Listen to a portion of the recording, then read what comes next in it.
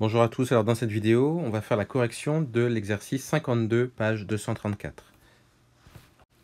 On vous demande dans l'exercice, pour chaque figure, de calculer la norme de U, la norme de V, et puis le produit scalaire U de U et V. Et ensuite, de cela, dans la question 2, vous déduirez l'angle alpha, l'angle qui est formé par les vecteurs U et V. Alors, on commence par les normes, donc entre guillemets, la longueur du vecteur. Alors, vous avez ici, on va le mettre comme ça, voilà. Comment calculer la norme de ce vecteur? Alors, U, c'est assez facile, il faut compter le nombre de carreaux, voilà, donc ça fait 1, 2, 3, 4. Pour le vecteur V, qu'est-ce que vous allez faire? En fait, vous allez utiliser le théorème de Pythagore. Dans ce triangle-là, donc vous avez 3 carreaux ici, 1, 2, 3 carreaux ici. Bon, vous savez l'utiliser, le théorème de Pythagore. Je vais vous montrer ce que ça donne.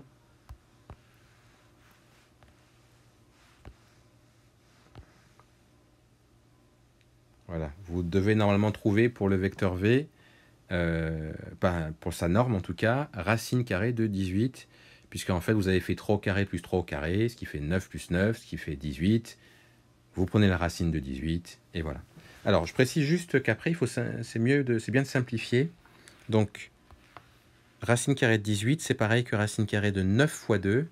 Vous vous rappelez ce qu'on a vu en seconde peut-être, quand on veut écrire une racine carrée sous la forme A racine de B, eh bien, il faut introduire un carré parfait. Carré parfait, c'est 1, 4, 9, 16, 25, etc. Et donc, racine de 18, c'est racine carrée de 9 fois 2. On décompose en racine de 9, ou on sépare du moins racine de 9 fois racine de 2. Racine de 9, ça fait 3, donc ça nous donne 3 racines de 2. Donc voilà, il faudra juste vous rappeler, je ne vais pas forcément faire le détail à chaque fois, que pour l'exercice 52, on aura peut-être besoin parfois du théorème de Pythagore pour trouver les longueurs. Mais ça, vous savez faire, il n'y a pas de problème. Dans la question 2 maintenant, le U, alors c'est pareil, on est dans une configuration où il faut utiliser le théorème de Pythagore. Alors je vais peut-être vous le montrer rapidement. Et je pense que vous le voyez ici. Vous avez qu'à prendre ce triangle-là, et puis vous trouvez du coup comme longueur du vecteur U, comme norme du vecteur U, vous trouvez racine de 8, que l'on peut simplifier en 2 racines de 2, puisque c'est racine de 8, c'est pareil que racine de 4 fois 2. Et donc racine de 4 fois 2, c'est égal à 2 racines de 2. Là encore, ce sont des rappels de seconde. Ensuite, pour la norme de V, on trouve 4, c'est le nombre de carreaux. D'accord, 4 carreaux ici. Pour le 3, V, c'est 3 carreaux, donc la norme, c'est 3. Et puis U, on fait le théorème de Pythagore dans le triangle où il y a 1 comme ça et 2 ici. Donc ça vous donne normalement racine carrée de 5 pour le vecteur U. Et puis pour le vecteur V et le vecteur U ici, là, il faut utiliser le théorème de Pythagore pour les deux. Donc on est dans ce triangle-là pour le U. Et vous obtenez 2 racines de 2. Et on est dans ce triangle-là pour le V. Et vous obtenez racine carrée de 10. Voilà ce que ça donne. Vous pouvez mettre pause et vérifier que vos résultats sont les mêmes que les miens.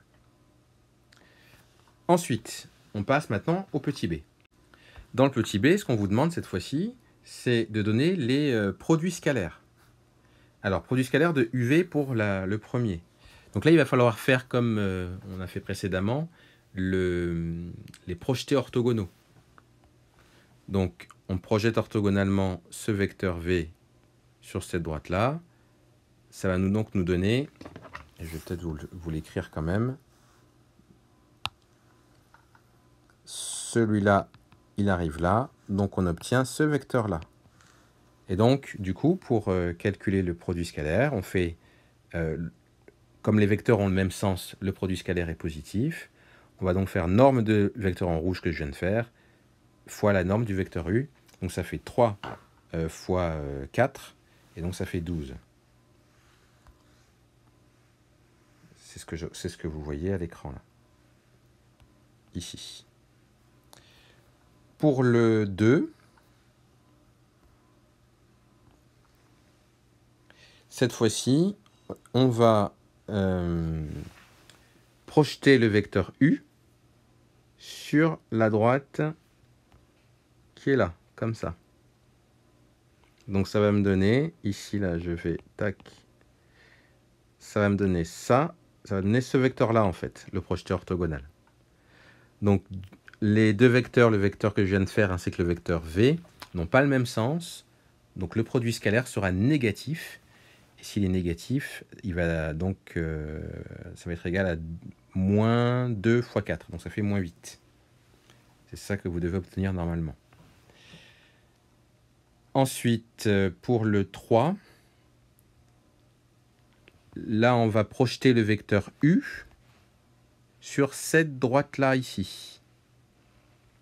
Donc, ça va nous donner, là, voilà, ça nous donne ce vecteur-là, le vecteur que je viens de faire, ainsi que le vecteur V, donc le vecteur projeté orthogonal de U, ainsi que le vecteur V, ont le même sens. Donc, leur produit scalaire, c'est positif.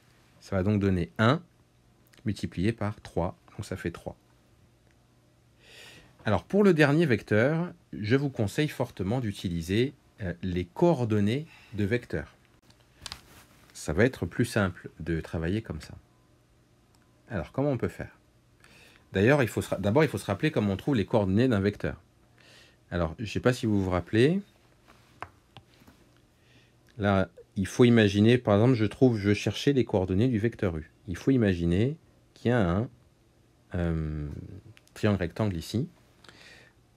Quand on imagine qu'on va de là à là, mais en passant par les traits en rouge que j'ai fait. Là, c'est une méthode là pour trouver, un peu empirique, hein, pour trouver les coordonnées du vecteur U. Vous allez de 2 carreaux vers la droite, ensuite de 2 carreaux vers le haut. Eh bien, vous pouvez dire du coup que les coordonnées du vecteur U, c'est 2 et 2. 2 carrés vers la droite, 2 carreaux vers la droite, 2 carreaux vers le haut. En fait, quand on va à droite ou en haut, notre nombre, notre coordonnée, elle sera positive. Si par contre on va sur la gauche ou vers le bas, là ce sera négatif. Par exemple, vous voyez, si je pars d'ici pour le vecteur V pour aller jusque là, eh bien je vais d'abord vers la gauche et ensuite vers le haut. Eh bien ça veut dire que le vecteur V, ses coordonnées, ce seront moins 1, puisque je vais vers la gauche, d'un carreau, et 3, puisque je monte de 3 carreaux. Donc la première coordonnée, c'est toujours celle où on va à gauche ou à droite. La deuxième coordonnée, celle-ci là, c'est toujours celle où on va en haut ou en bas.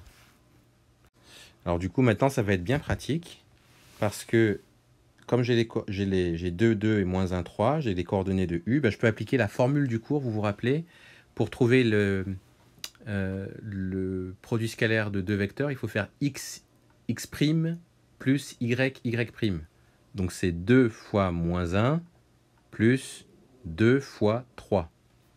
Donc 2 fois moins 1 plus 2 fois 3, ça fait moins 2 plus 6 et ça fait 4. Voilà donc pour le produit scalaire du 4. Alors maintenant, dans la question 2, on vous demande d'en déduire l'angle alpha. Alors comment allons-nous faire ça? D'abord, on se rappelle de notre formule, là, ici. Produit scalaire de UV, c'est norme de U fois norme de V fois cosinus de alpha. J'ai oublié un alpha ici, donc vous pourrez le rajouter. Si je passe le norme de U et norme de V de l'autre côté, donc je divise en fait en gros par norme de U et norme de V, ça va me donner donc cosinus de alpha est égal à produit scalaire de U et V divisé par norme de U fois norme de V. Donc ça en fait c'est cette formule-là qu'on va appliquer dans tous les exercices, dans tous les cas du 1 jusqu'au 4. Alors pour le premier, cosinus de alpha, c'est donc égal à produit scalaire de UV, on avait trouvé 12, que l'on divise par norme de U, c'était 4 fois norme de V, 3 racines de 2. Ben, quand on fait un petit calcul, bon, 4 fois 3 ici, ça fait 12. Donc les 12 là vont s'annuler. Ça donne donc 1 sur racine de 2. Et 1 sur racine de 2, vous vous rappelez, quand on multiplie par racine carrée de 2 en haut et en bas, ça donne racine de 2 sur 2. Donc on sait que le cosinus de notre angle, il fait racine carrée de 2 sur 2. Et là, il faut vous rappeler de la table de trigonométrie. Quand on a racine de 2 sur 2 au niveau du cosinus, c'est qu'on se trouve ici. Donc on se trouve à pi sur 4. Et donc pi sur 4, ça fait 45 degrés. Donc on peut dire que notre angle alpha, il mesure pi sur 4, puisque c'est uniquement de cette manière, enfin pas uniquement, mais c'est de cette manière qu'on va obtenir alpha, cosinus de alpha égale racine carrée de 2 sur 2.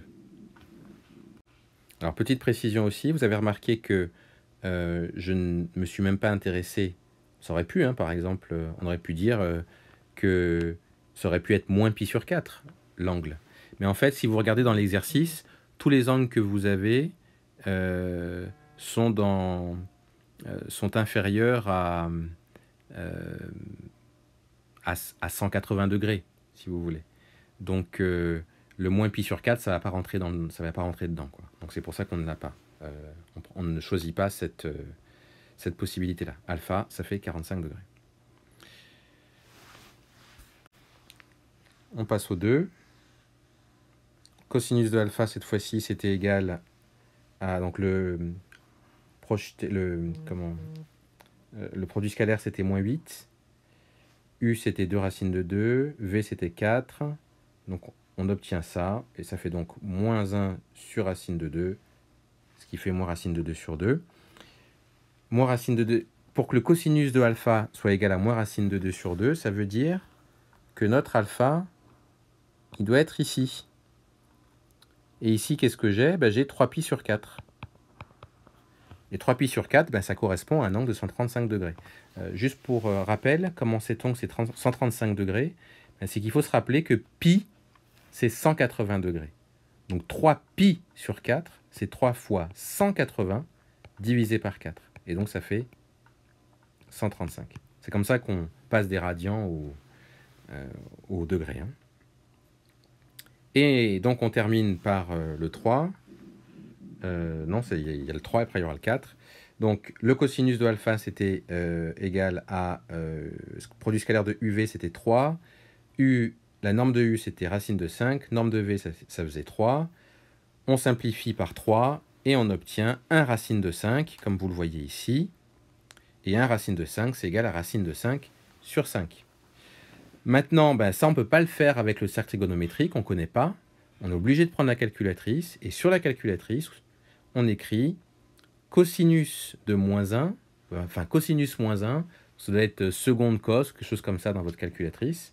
Et on écrit entre parenthèses racine carrée de 5 sur 5. Et ça nous donnera à peu près 63 degrés. Donc voilà comment trouver cet alpha-là. Et on termine donc par le 4. Le produit scalaire de UV, c'était 4. La norme de U, c'était 2 racines de 10. Et la norme de V, c'était racine de 10.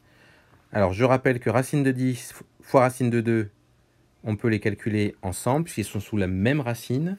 Ça fait racine carrée de 20.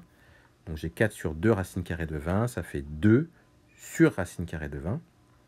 Mais racine carrée de 20, je peux le simplifier. Je peux l'écrire racine carrée de 4 fois 5. Je sépare racine carrée de 4 fois racine carrée de 5. Et ça me donne au final 2 racines de 5. Je peux simplifier par 2. Ça me donne donc 1 sur racine de 5. Et donc racine de 5 sur 5. Cosinus de alpha et donc racine carrée de 5 sur 5, c'est comme le 3. Ça va donc nous donner 63 degrés. Donc voilà pour notre exercice 52 qui, mine de rien, était quand même un petit peu long.